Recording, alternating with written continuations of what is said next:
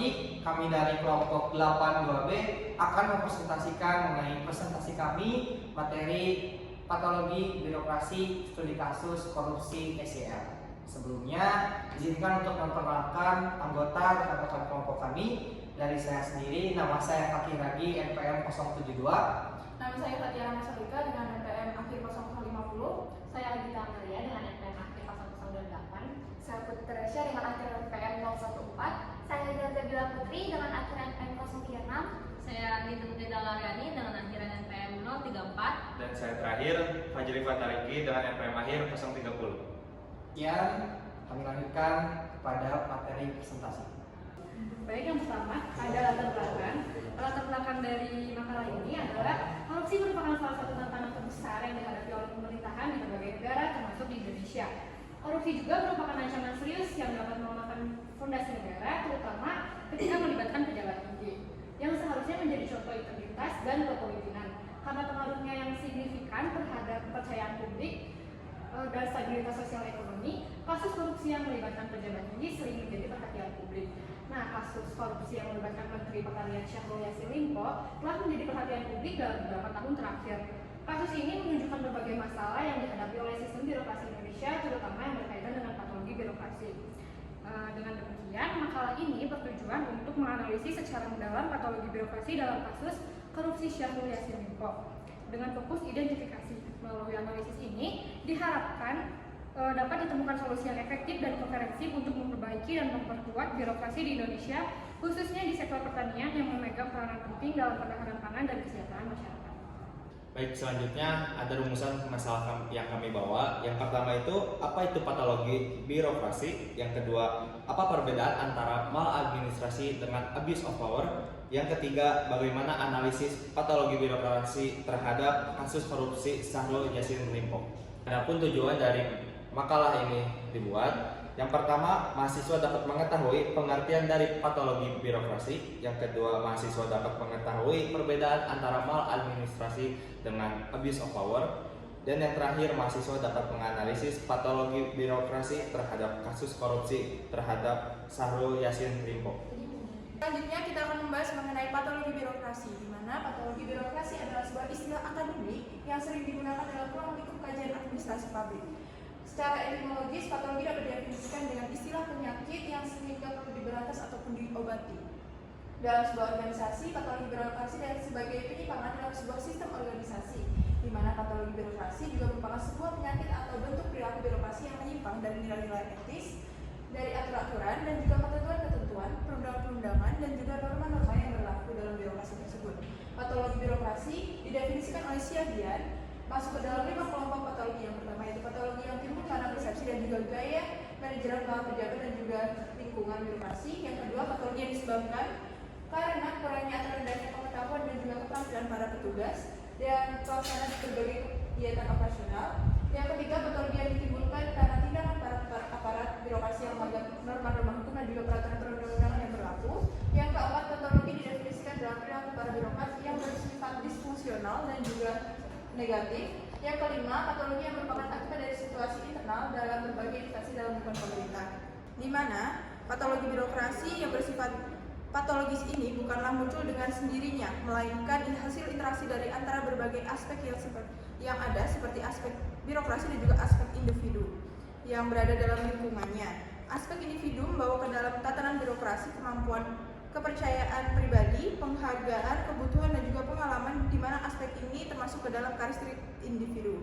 Sedangkan pada karakteristik birokrasi terdiri atas susunan hierarki, adanya pembagian kerja, adanya tugas-tugas dan juga jabatan tertentu, adanya wewenang juga tanggung jawab, adanya sistem pengajian tertentu dan juga adanya sistem pengendalian. Jika apabila karakteristik individu berinteraksi dengan karakteristik lainnya, maka menimbulkan perilaku birokrasi. Selanjutnya, sebelum kita menganalisis terkait masalah Limpo, ada baiknya kita mengetahui terlebih dahulu apa perbedaan dari maladministrasi dan juga abuse of power.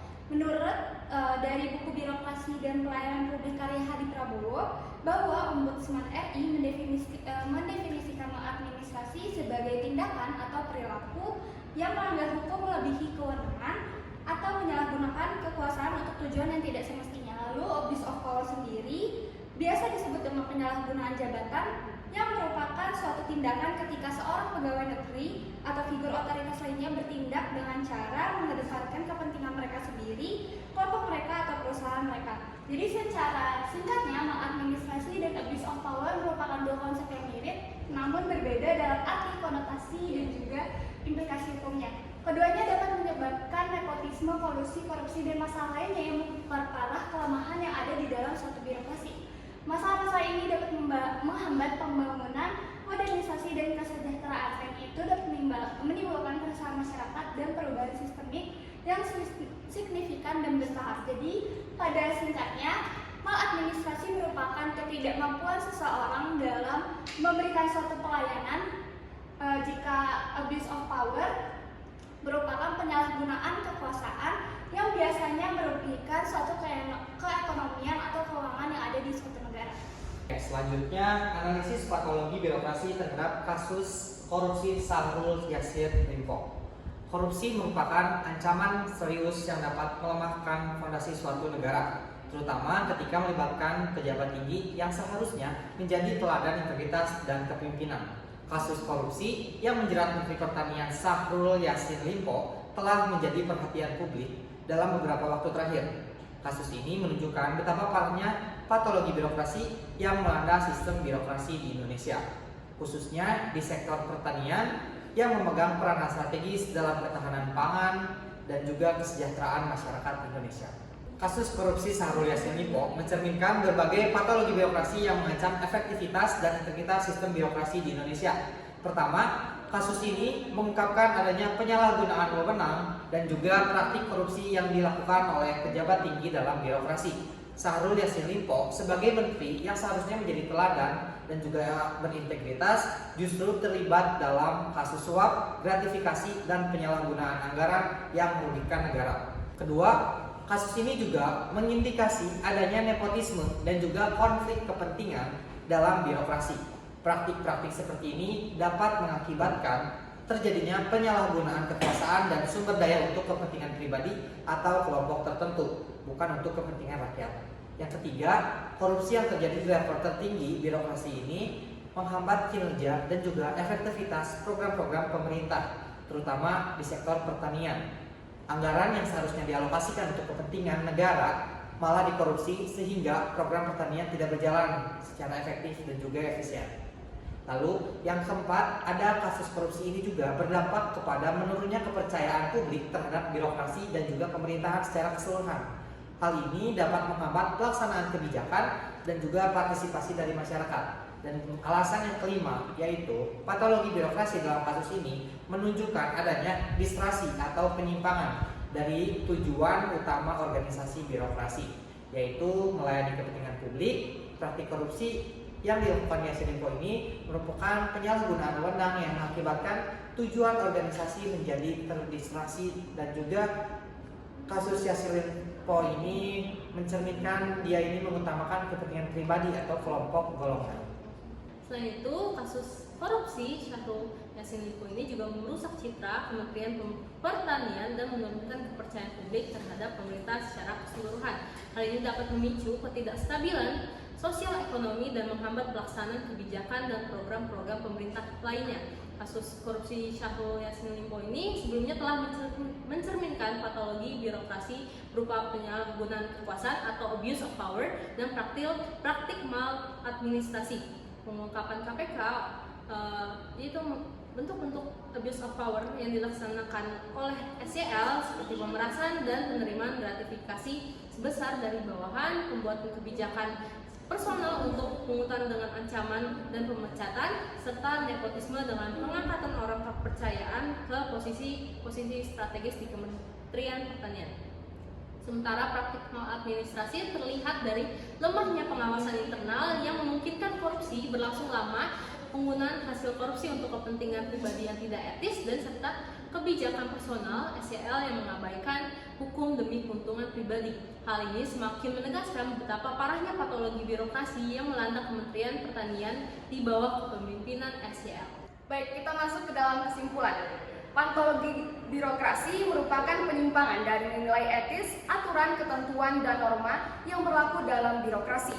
Istilah ini menggambarkan penyakit sistem birokrasi yang perlu diberantas dan diatasi.